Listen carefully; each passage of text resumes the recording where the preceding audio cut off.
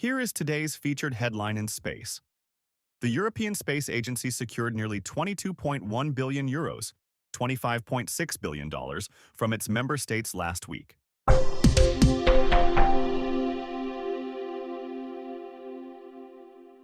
Today is December 1st, 2025, and you're listening to Space News First Up. Here are today's other top headlines.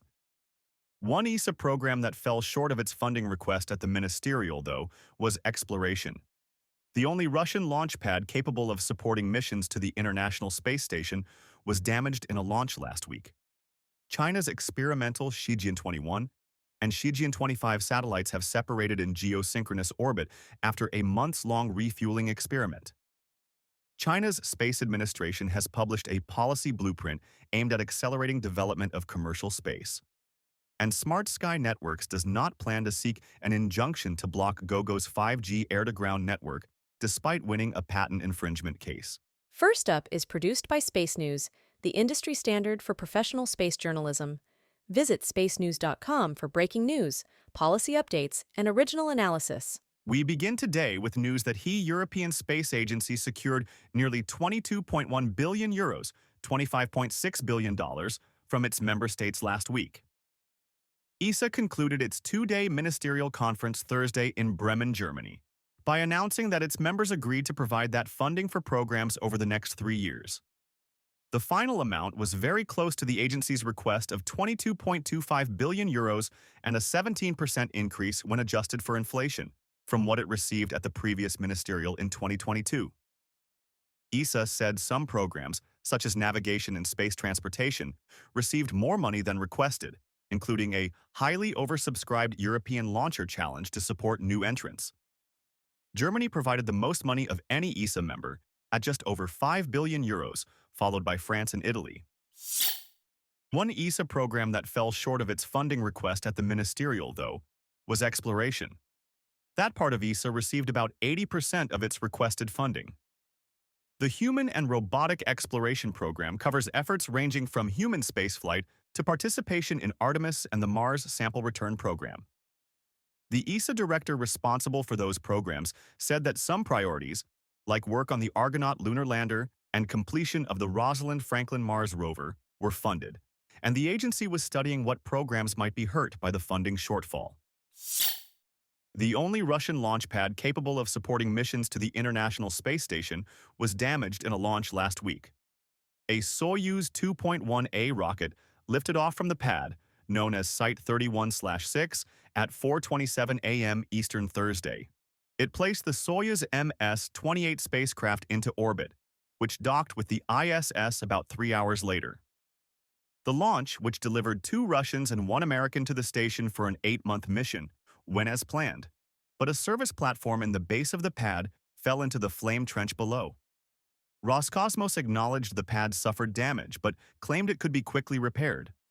However, outside observers say it could take up to 2 years to repair or replace the platform. Site 31/6 is the only pad currently able to support Progress and Soyuz missions to the station, raising questions about Russia's ability to support upcoming missions.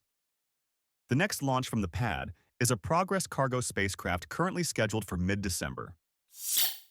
China's experimental Shijian-21 and Shijian-25 satellites have separated in geosynchronous orbit after a months-long refueling experiment.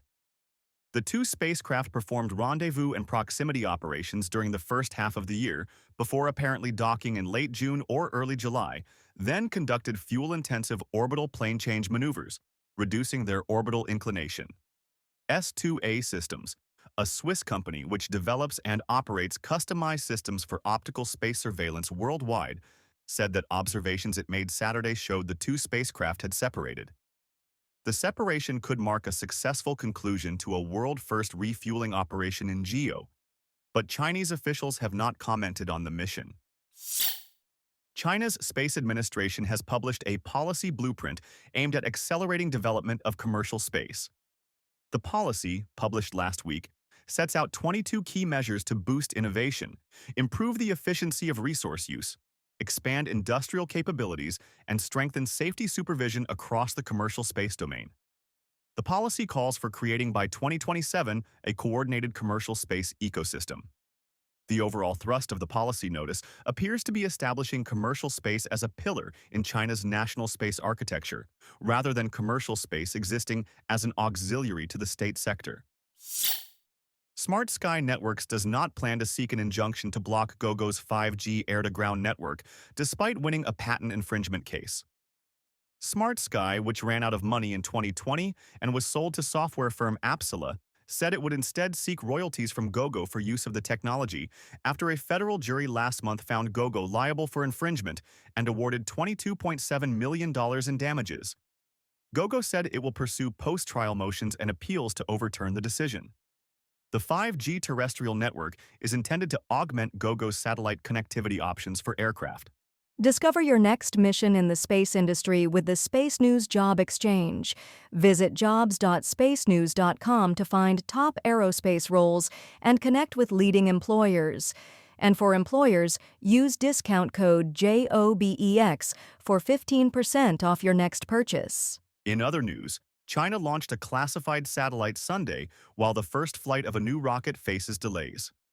A Long March 7A rocket lifted off at 7:20 a.m. Eastern Sunday from the Wenchang Satellite Launch Center, placing the Shijian-28 satellite into orbit. The satellite was built by the China Academy of Space Technology, but officials provided no other information about the spacecraft.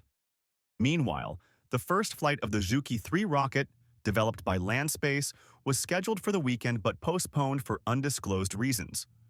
Zhuqi 3 is designed to place up to 21,000 kilograms into orbit and land its first stage. SpaceX launched 140 payloads into orbit on its latest rideshare mission Friday. A Falcon 9 lifted off at 1:44 p.m. Eastern on the Transporter 15 rideshare mission. The launch carried 140 payloads, second only to the 143 payloads on the first transporter flight in 2021. The payloads included dozens of satellites for Planet and several satellites for ICEYE and Spire. D-Orbit flew 2 of its ion transfer vehicles, while Varda Space Industries launched its 5th re-entry vehicle. More novel payloads on the launch included a privately funded astronomy spacecraft and 3 CubeSats that will test a blockchain protocol for decentralized communications. Share your company's news with the entire space industry through Stellar Dispatch, the press release service from Space News. Learn more and use discount code SD2106 for 15% off when you submit yours at spacenews.com/stellardispatch.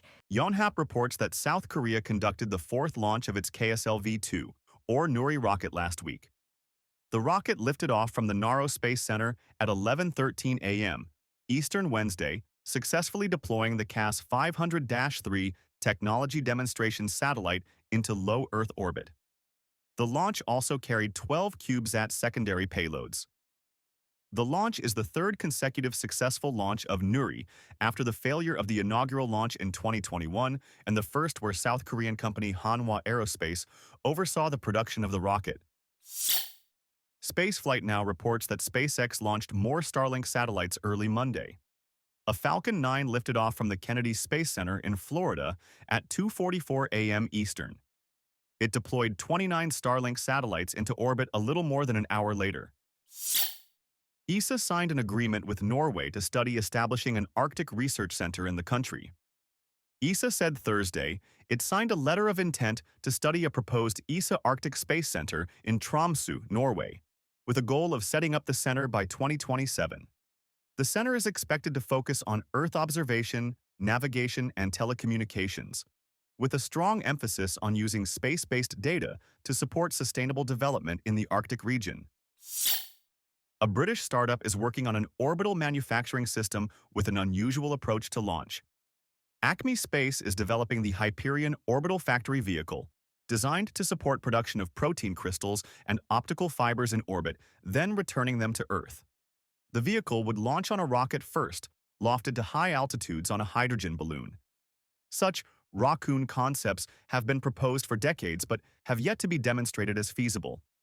Thomas Gurica, a Czech entrepreneur who founded the company, is funding it through proceeds of the sale of a previous AI venture and claims the system could be ready for commercial missions as soon as 2027.